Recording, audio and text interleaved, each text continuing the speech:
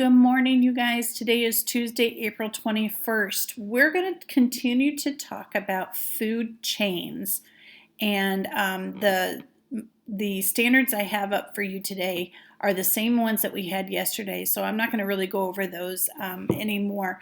But basically what we're doing is we're using a food chain to model the flow of energy from one organism to another. Okay, so I'm going to check to make sure that you understand that by asking you to create your own food chain today. So let's go ahead and go in.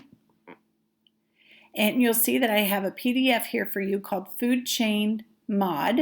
Go ahead and open that.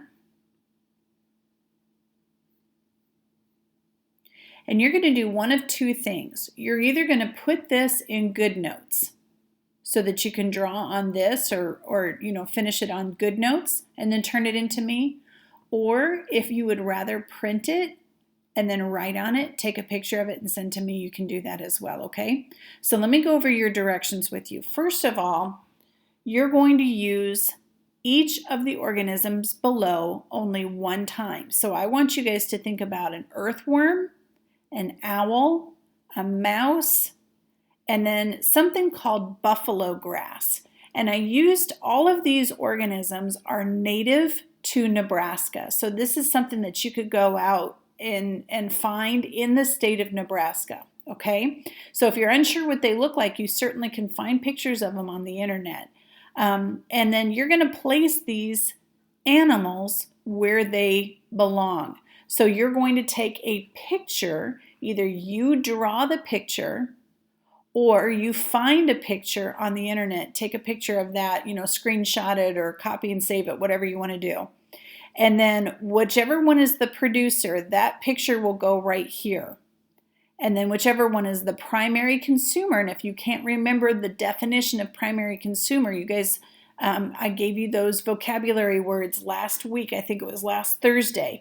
Go back and look at those vocabulary words to make sure you know what a primary consumer is.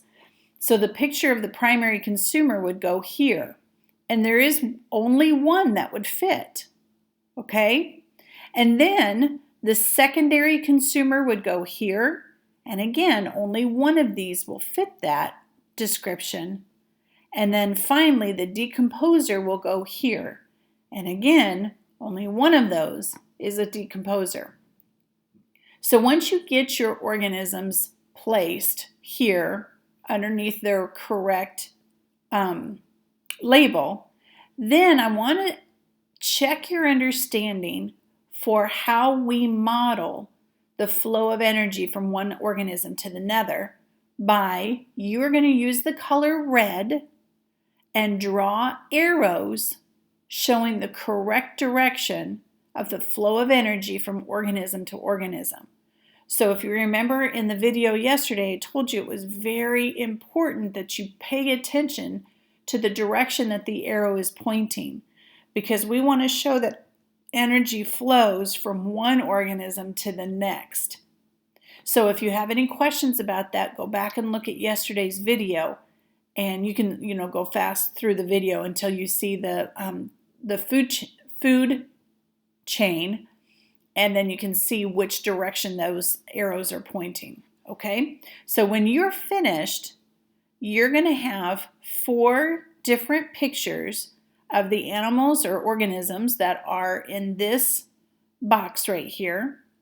And you're going to have red arrows showing the correct direction of the flow of energy from organism to organism, okay? Once you're finished with that, go ahead and turn it in. And I'm going to call this Food Chain Mod. You're going to see that as a place for you to turn in your assignment tomorrow, okay? All right, you guys, I will talk to you later. Let me know if you have any questions, okay? All right, see you later.